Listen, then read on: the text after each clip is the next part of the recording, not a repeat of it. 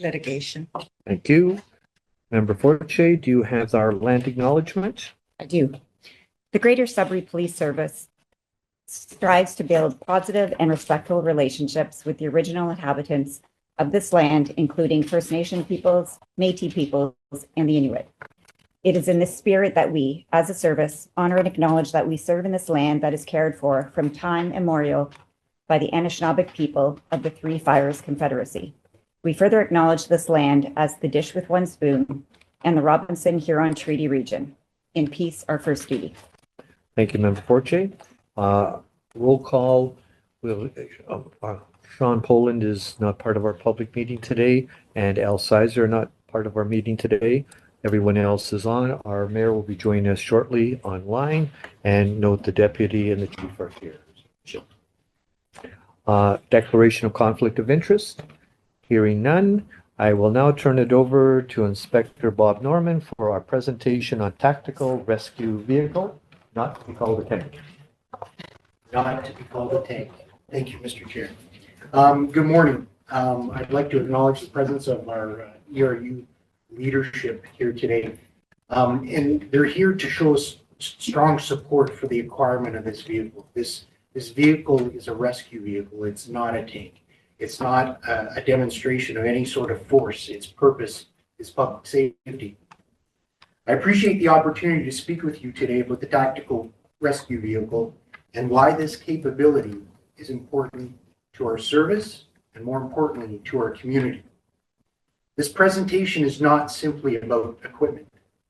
It's about how we prepare for and respond to the most serious and high-risk situations that occur in our city. Our responsibility as a police service is to ensure that when those moments arise, we are positioned to respond safely, effectively, and with the appropriate level of care for both the public and our members.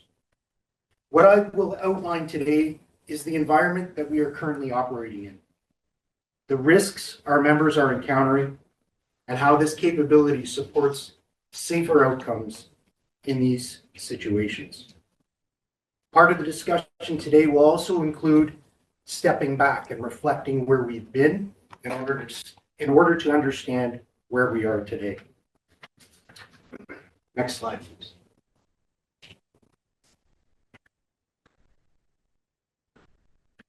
Greater Sudbury presents a unique policing environment.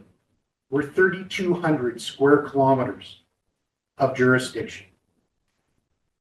We are responsible for the safety and security of 190,000 people.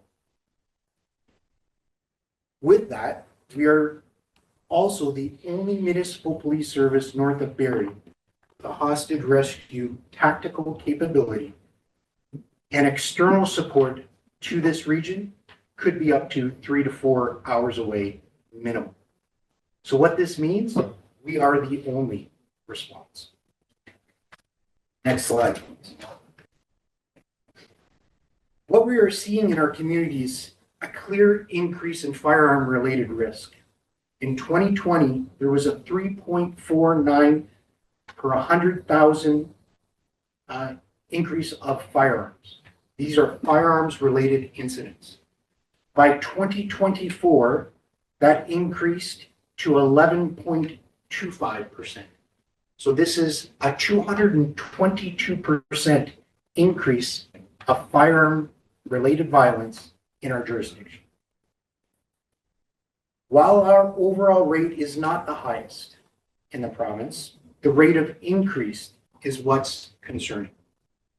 Our rate of increase is the highest compared to similar municipal police services. This trend is important because it reflects how quickly the environment is changing for our officers as well as our community. And this change is not just reflected in data. It's something that we are directly seeing in our community. Next slide, please. The risks that I'm talking about today are not theoretical. They are present today in our community. Between 2022 and 2025, we seized 137 crime guns. These are not firearms that are seized as a result of investigations where there could be an impending threat and we seize firearms for safety reasons. These are firearms seized as a result of, during the commission of, a criminal offense. Of the 137, 17, Mr. Mayor, 17 of those firearms have been linked to serious offenses, including homicide. This is the environment that our members are operating in and our community is living in. Next slide, please. This risk translates directly into operational demand. In 2025 alone, our ERU supported 15 high-risk warrants and responded to multiple firearms-related incidents, including weapons calls and barricaded persons. Over the past several years, our members have consistently responded to approximately 9 to 11 firearms-related calls annually, including incidents of shots fired. It's important to note that that data is not reflective of unfounded shots fired. These are actual situations where a firearms has been discharged. We are also increasing a demand for tactical emergency medical support, with our TEMS activations increasing to 39 for 2025. This is important to support the ERU and providing immediate first aid to anybody that we're engaged with. These are serious, life-impacting incidents. These are not isolated events, and they represent a consistent pattern of high-risk incidents requiring specialized response. And that leads to how we've responded to before. Next slide, please. Prior to this vehicle requirement, our options were limited. Our officers relied on ballistic shields, which required close proximity and increased exposure risk to our members. In many cases, this meant either moving closer to danger than we would have ever preferred, or delaying intervention when time was critical due to the risk of safety. It also resulted in prolonged incidents where risks associated with physically engaging subjects limited our ability to safely initiate and maintain communication and negotiations. Next slide, please. In February of 2024, our members responded to a barricaded armed individual inside a residence. That individual was in crisis, and there were concerns for self-harm. Our officers' initial attempt to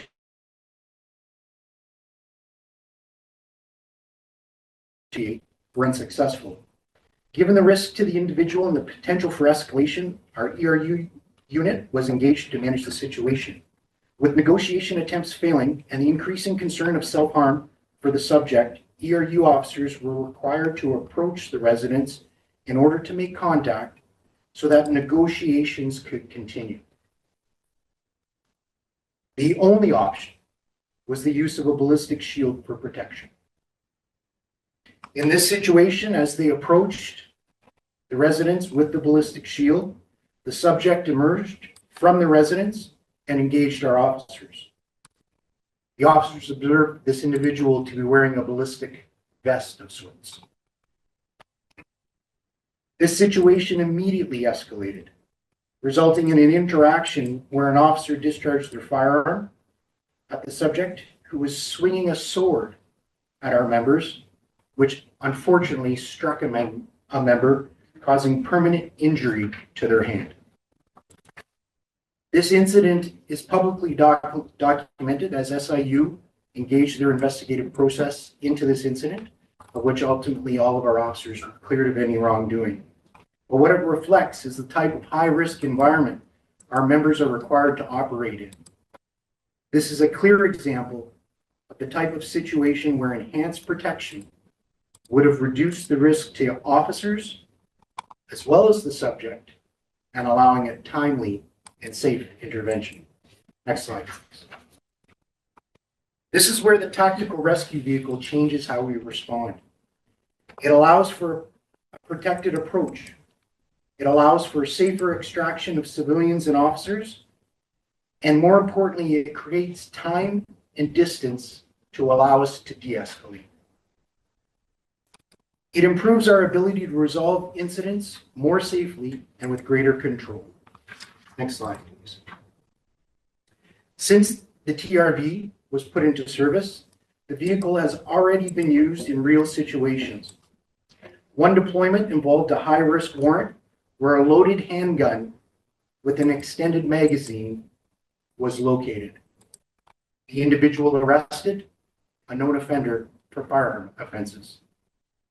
In another, an armed robbery suspect barricaded themselves in a residence. Through the use of the TRV, they were safely approached and taken into custody following successful negotiations. In both cases, this vehicle allowed officers to reduce risk, maintain control in an effective and efficient manner, ensuring public safety. These are the outcomes that we are looking for. Safe and effective. Next slide. These events are not daily, but they are definitely not rare. They occur regularly enough that we must ensure we are prepared. And when they do occur, we must understand the consequences can be severe. Next slide, please. From a financial perspective, this was a responsible decision. We have since implementing the TRV, we have since began to budget for its replacement. We acquired this vehicle for $17,500 compared to a replacement cost between $500,000 and $750,000. This represents low cost, high impact investment in public safety and officer safety. Next slide, please. It's important that everyone realizes this is a specialized tool, not a routine one. This is not a vehicle designed or intended for patrol purposes. Deployment of the TRV is strictly controlled.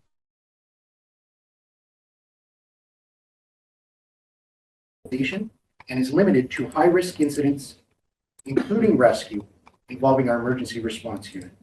This ensures that it is used appropriately and only when necessary.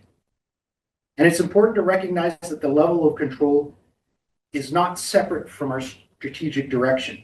It's in fact a direct reflection of it. Next slide, please. Acquiring the TRV directly aligns our service's strategic direction and our responsibility to both our members and our community.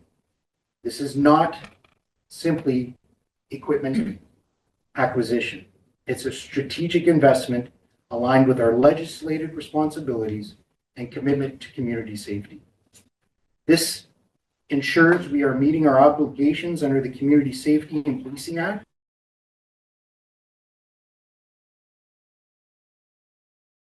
effective policing, where we demonstrate every effort to ensure officer and public safety. Ultimately, this is about ensuring that our operational decisions reflect both our values and the expectations that are placed on us as a police service. Next slide, please. Building on that, as I've outlined today, our members are operating in an environment that is ever changing, where the presence of firearms and the complexity of high-risk incidents continue to increase.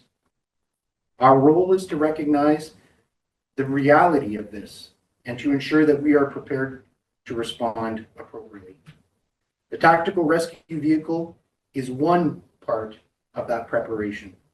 It provides our officers with the protection they need to safely intervene, create time and space for de-escalation, and resolve situations in a controlled and responsible way. This is not about expanding capability. It's about ensuring that we are equipped to meet the expectations placed upon us under the Community Safety and Policing Act, and more importantly, by the community of which we serve. At its core, this is about public safety and ensuring that our members can carry out their duties in a way that reduces risk and supports the safest possible outcome for everyone involved. Our responsibility is not to predict when these events occur. Our responsibility is to be prepared to respond to them. Thank you.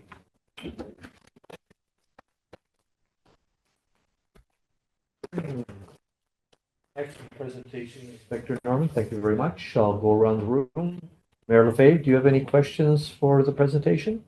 Well, really well done. Thank you for the presentation. Very informative, and I think it sets the reasons why of the purchase that's already been used for the safety of our community and the safety of our members. So, well done. Thank you.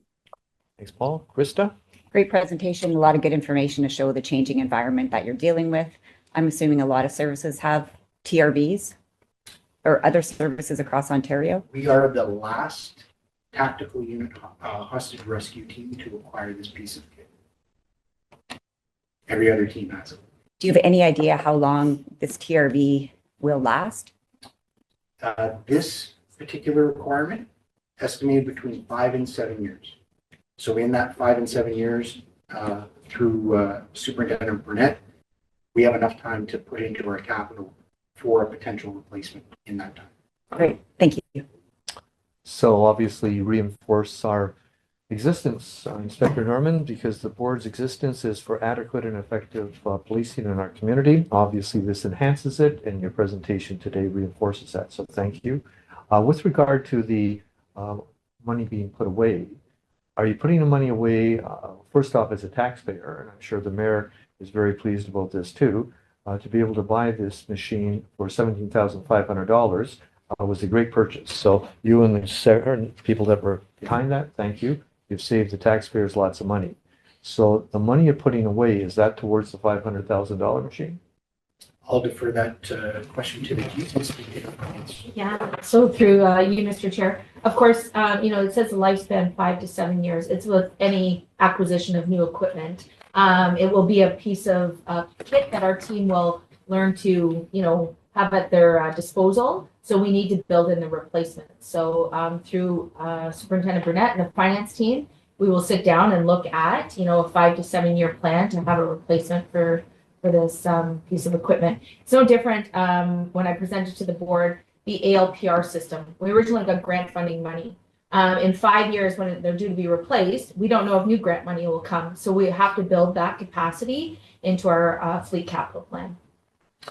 Yeah, again, good planning, and thank you very much for that good leadership. And hopefully you can find another used one 5 to 7 years from now and assist. We hope so. another- Our good friends in Barrie just bought a new one, so maybe we'll get their old one. That's true.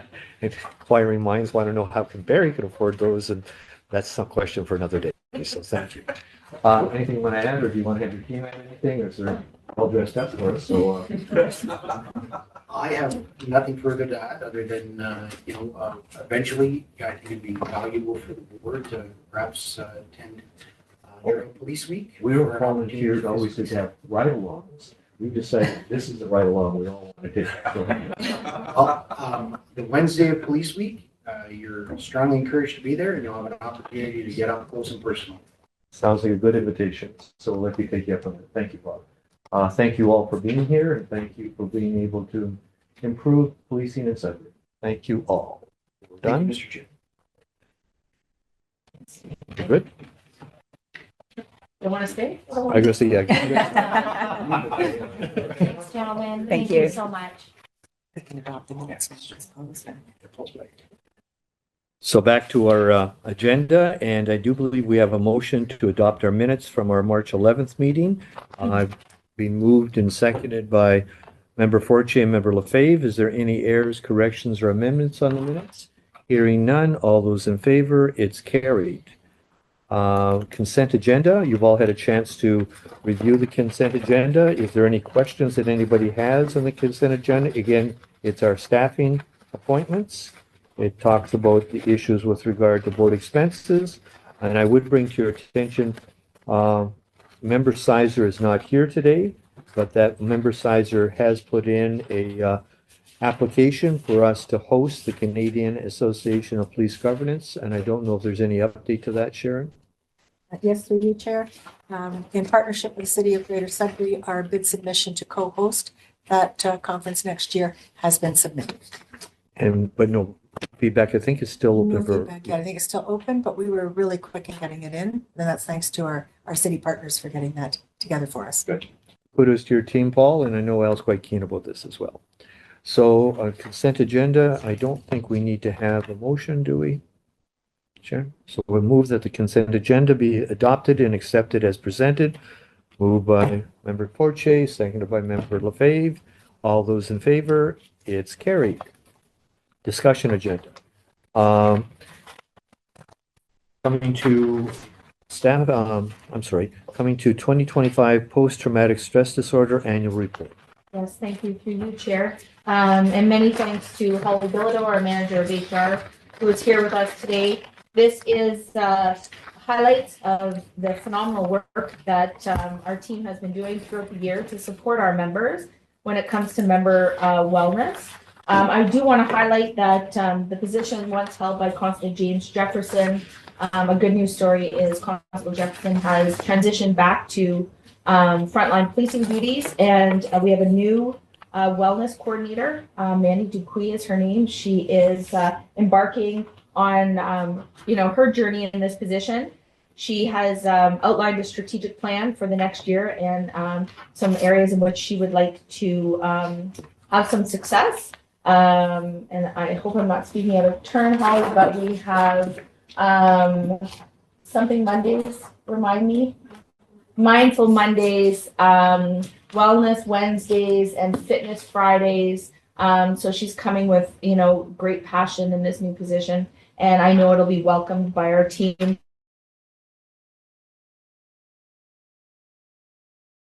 And Heather Lewis, we are kind of reinvigorating our spiritual team. We will be changing the name. We will be posting the same way we did with our Diversity Advisory Council out to community looking for some new members to kind of reinvigorate that area. We did have an intern here for the last several months.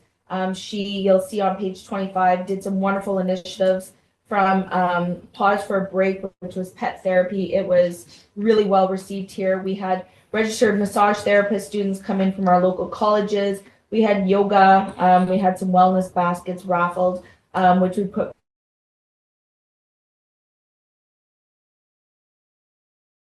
in this area. When we talk about our strategic plan and our members first, this area and wellness and supporting our members is first and foremost. Sounds pretty positive. Any questions, Krista? No questions. Any questions, Paul? I guess just the question I have, you mentioned that you're recreating or reconstructing your spiritual team. You talked about an outreach in the community. Who are we outreaching to? Do the local clergy know this, the different denominations? Where's that outreach going? Yeah, so it will be through Caitlin's team. It'll be through, in-person contact, but there'll be a call for non-denominational, individuals to come and be part of our new clergy team. Okay. I think that I obviously work very closely with the clergy in different faith traditions. Sometimes other faith traditions aren't sure that they are welcome to that particular experience. Absolutely. So I think, again, within our Hindu community and our Muslim community in particular, and perhaps our synagogue doesn't have a rabbi, but I know there's leadership there as well. So I think that would be important. Noting for the board that these people do more than just necessarily counseling, that they are doing liturgies as well with regard to marriages and funerals. And I can speak to the funeral piece, that often it's a relative of a police officer. They don't have a clergy connection, and they will go to the chaplaincy that we used to be called chaplaincy of police services to assist them. So I think it's important it's inclusive, but also properly ordained, and not just people that went online, took a weekend course, and all of a sudden think they're qualified. For sure. I appreciate that. We have done a reach out through the other services and kind of best practices through Toronto Police, York Police, longstanding, and we'll share it prior to posting it. Ted Leck is the provincial chaplain for the fire people. And that might be a good conversation to have with Ted to see exactly how he helps all the other different fire departments. Ted is a Sudburyan and he comes out of a Baptist background. Thank you. The presumption, do you want to comment about that at all? The presumptive legislation. Well, again, it's legislation here in the province. We do have some members off on PTSD, and we continue to work with WSIB and our claims, health and ability of claims coordinator, and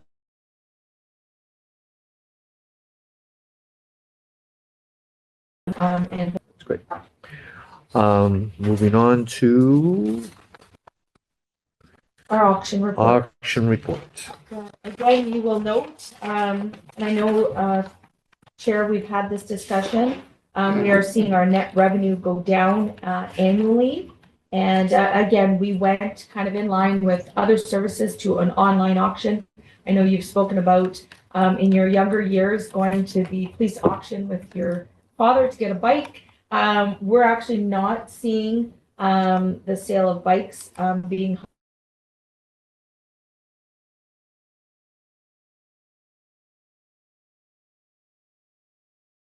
$3,600. And we took 18 in for revenue. Lawnmower, a few bicycles, candles, perfume, headphones, jewelry, sunglasses. There were no buyers locally. The buyers were from Toronto, Hamilton, Etobicoke, St. Catharines, Windsor, Burlington, Mississauga. We will look at potentially just doing a bike auction.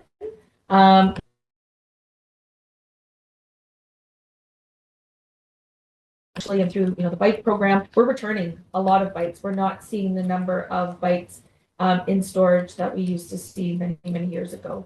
So we will circle back and hopefully see this number of 1,800 increase a little bit because as we note, our board reserve fund is going down quite significantly. So the chief and I've had this conversation for the benefit of Krista and Paul, and it is going down significantly to a point where I'm not sure the fund will be relevant in, let's say, a year's time or 2 years' time. There's no other sources of revenue for this fund. The confiscated ATVs and boats, etc., go to a different fund that we don't have access to. If you remember one of the previous meetings, I asked if we could roll this fund up into the Chief's Initiative Fund. Our Solicitor General Advisor, Tom Gervais, said, no, by legislation, we have to keep this fund.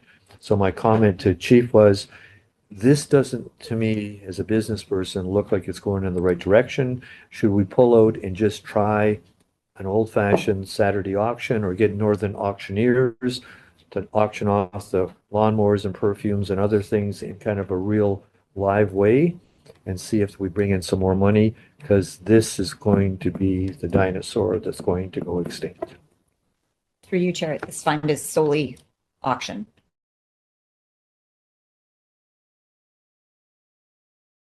Yes, I believe, and Ms. Baden's with us today with some historic knowledge. If you don't mind, Ms. Baden, I do also believe that there can be donations to this fund. We Yes, have you, had Chair. If they're Lions specified, Club it's generally found and seized money that is just like in pockets. If it's found and seized, it's returned to seized property management with the federal government. But primarily, it's always been our police board auctions. And then the reserve funds are in interest, so there's a small amount of interest that's applied to whatever the balance is.